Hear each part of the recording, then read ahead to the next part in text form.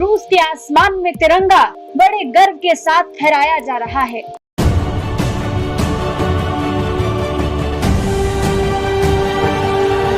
रूस और भारत के दरमियान ताल्लुकात बड़े बेहतरीन ताल्लुकात। कि इंडिया सबसे ज्यादा है, जो इंडिया टॉप पे है, नंबर 1 पे है रशिया से डायमंड खरीदने के लिए। 75वीं जश्न आज़ादी की तकरीबात हो रही थी तो हमारे हुक्मरान आज़ादी का कुछ ज़्यादा ही नाजायज़ फ़ायदा उठा रहे थे, बेहूदगी को फ़रोग दे रहे थे। IMF उनसे भीख मांगता है, IMF उनसे भीख मांग रहा होता है क्योंकि इंडिया एक आलमी मंडी है, ठीक है, वो बहुत बड़ा मुल्क है। हमारे पाकिस्तान अगर आप 15 बार कर दें तो एक इंडिया मुश्किल से मतलब वो वहाँ बनेगा।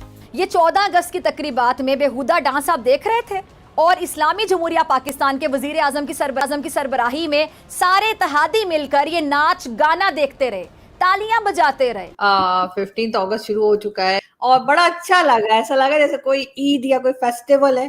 क्या कहते थे उसके लिए, किस लफ्ज का इस्तेमाल करते थे? मुजरों का। लेकिन अहम सवाल ये कि इसके बावजूद महंगाई का अजाब क्यों नहीं थम रहा? इसकी वजह क्या है? डेफिनेटली इंडिया ने तब रशिया को सपोर्ट किया जब इंटरनेशनली रशिया पर बहुत ज़्यादा दबाव था, कोई भी कंट्री रशिया के साथ ट्रेड नहीं कर रहा था। तब इंडिया ने खाम ऑयल ख़रीदा, अपना भी फ़ायदा किया और रशिया को भी सपोर्ट किया। हेलो फ्रेंड्स, जय हिंद। हिंदुस्तान स्पेशल में आपका स्वागत है। दोस्तों, दुनिया के कई देशों में स्थित भारतीय दूतावासों में आजादी का अमृत महोत्सव मनाया गया। भारत की आजादी के 75 साल को हर दूतावास में अनोखे तरीके से मनाने की कोशिश की गई, लेकिन रूस में भारत के 75वें स्वतंत्रता दिवस को बड़े ही अनोखे ढंग से मनाया गया। रूस ने इस मौके को बेहद ही खास बना दिया। रूस ने अपने आसमान में तिरंगा फहराकर बता दिया कि रूस भारत की दोस्ती कितनी गहरी है। उगते सूरज और नीचे हरी धरती के बीच लहराता हुआ तिरंगा बेहद ही खास लग रहा था। रूस में मौजूद भारतीय दूतावास ने इस अवसर की वीडियो शेयर की। उन्होंने लिखा, रूसी आकाश में ऊंचाई पर लहराता तिरंगा हमें ऐसे मौके पर गर्व करने का मौका दे रहा है जब हम आजादी का अमृत महोत्सव मना रहे हैं।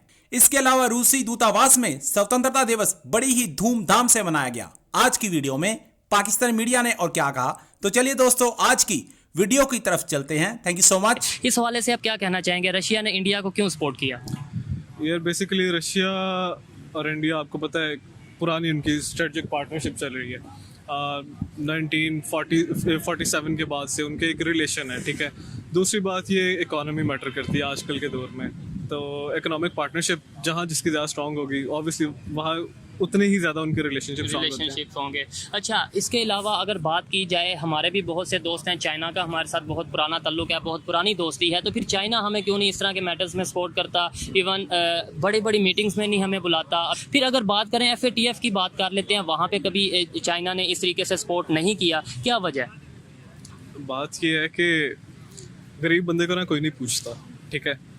अब इंडिया, आप चाइना की बात कर रहे हैं, इकोनॉमिक इंटरेस्ट अगर होगा पाकिस्तान में, जो कि उनका है, बट चूंकि आपको पता है एक पॉलिटिकल इंस्टेबिलिटी है, ठीक है, जिस वजह से आपकी इकोनॉमी वो स्टेबल नहीं हो सकती है, तो ऑब्वियसली चाइना कभी भी एक ऐसी कंट्री के अंदर इन्वेस्ट नहीं करना चाहेगा, एक ऐसी कंट्री के साथ उस तरह के रिलेशनशिप नहीं रखना चाहेगा जिस तरह के वो इंडिया के साथ रखना चाहता है, जो एक स्टेबल इकोनॉमी है। तो चूंकि स्टेबल नहीं है इकोनॉमी, इस वजह से जो है हमें कोई उस तरह से वैल्यू भी नहीं करता। अगर पॉलिसीज़ की बात की जाए, ये तो आपने इकोनॉमी की बात की, अगर पॉलिसीज़ की बात की जाए, आपको नहीं लगता कि इंडिया की पॉलिसीज़, फॉरेन पॉलिसीज़ ऐसी हैं कि जो कि अट्रैक्ट करती हैं दूसरे मुल्क के जो उनसे प्राइम मिनिस्टर या जो भी सरबराहान होते हैं उनके साथ?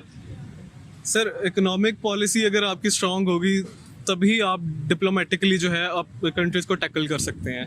आपने सोचा क्यों एतराज उठा रहे हैं, क्या वजह है, क्यों खौफजद हैं? अब नाज़रीन, हुकूमत किस हद तक बेहिसी के गड्ढे में गिरी हुई है इसका अंदाज़ा लगाना मुश्किल नहीं है। जब 75वीं जश्न आज़ादी की तकरीबात हो रही थी तो हमारे हुक्मरान आज़ादी का कुछ ज़्यादा ही नाजायज़ फ़ायदा उठा रहे थे, बेहूदगी को फ़रोग दे रहे थे। देखिए, ये 14 अगस्त की तकरीबात में बेहुदा डांस आप देख रहे थे और इस्लामी जमहूरिया पाकिस्तान के वजीर आजम की सरबराही में सारे इत्तेहादी मिलकर ये नाच गाना देखते रहे, तालियां बजाते रहे। और सितम देखिए कि मौलाना फजलुर रहमान साहब के साहिबजादे वो भी वहाँ पे मौजूद थे।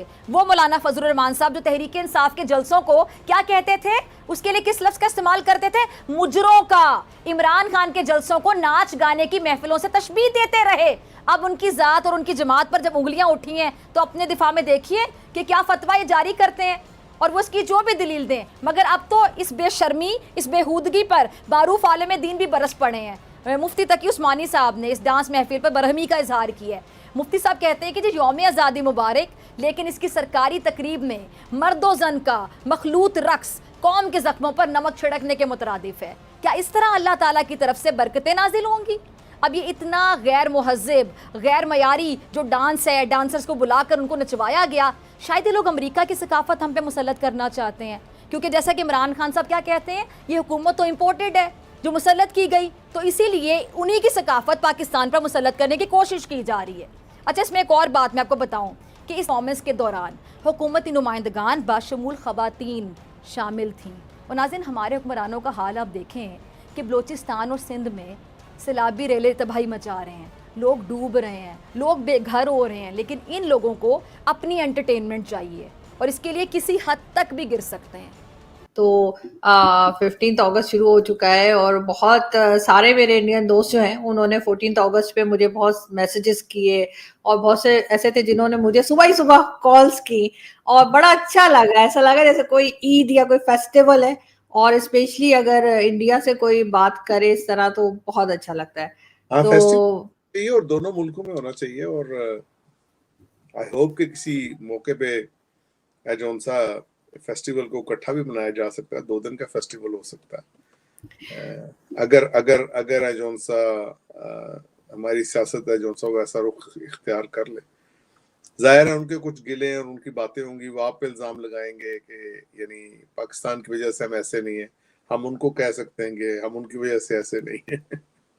वो तो खैर चलता रहता है, लेकिन अगर हम वाकई में इंडिया और पाकिस्तान दोनों की बात करें आज थोड़ी सी, तो इमरान खान साहब ने जो है अभी रिसेंटली जो लाहौर में जलसा किया है उसमें उन्होंने डॉक्टर जयशंकर जो फॉरेन मिनिस्टर है इंडिया के और बड़े लोगों के फेवरेट हैं और मेरे भी बड़े फेवरेट हैं वैसे, तो उनकी बड़ी तारीफ की है और उनकी वीडियो प्ले की है और कहा कि जी रशियन ऑयल के बारे में जब उनसे बात की गई तो उन्होंने कहा जी हम तो लेंगे और कोई हमें डिक्टेशन नहीं दे सकता, इस किस्म की बात उन्होंने कुछ की। तो इमरान खान आपके ख्याल से अचानक से जो है उनको अब पता लग रहा है कि फॉरेन मिनिस्ट्री जो उनकी थी या जो उससे पहले रही है या अब रही है वो ठीक नहीं चल रही, जब वो प्राइम मिनिस्टर थे तब क्यों नहीं सोचा? ये सीरियस मौजू बिल्कुल नहीं है और इमरान खान साहब के होते हुए कोई सीरियस बात हो भी नहीं सकती, बहुत पसंद करता और हूँ। लेकिन ये जरूर है कि वो अच्छी बात कर रहे हैं, मैं उनकी तारीफ कर रही हूँ, उन्होंने बहुत अच्छी बात की है। जयशंकर साहब बड़ी बैलेंस बात करते हैं और बड़ी अच्छी बात करते हैं। तो बात तो ये है कि अगर खान साहब ने ये चलाया है तो मेरा उनको नाचीज का मशवरा जो शायद उन तक नहीं पहुंचेगा, क्योंकि पहले भी जब भी कोशिश की है वो मेरा नहीं ख्याल वो मशवरे पहुंचे उन तक। वो ये होगा कि वो रात को 2 नफल नमाज पढ़े, उसके बाद वो जयशंकर साहब का इंटरव्यू सुने अकेले बिल्कुल, और उसके बाद इस चीज में रिफ्लेक्ट करें, सोचें, इस चीज से तफक्कर करें कि जयशंकर साहब हैं जो उनसे उनके अंदर ये हिम्मत ताकत कहाँ से आई है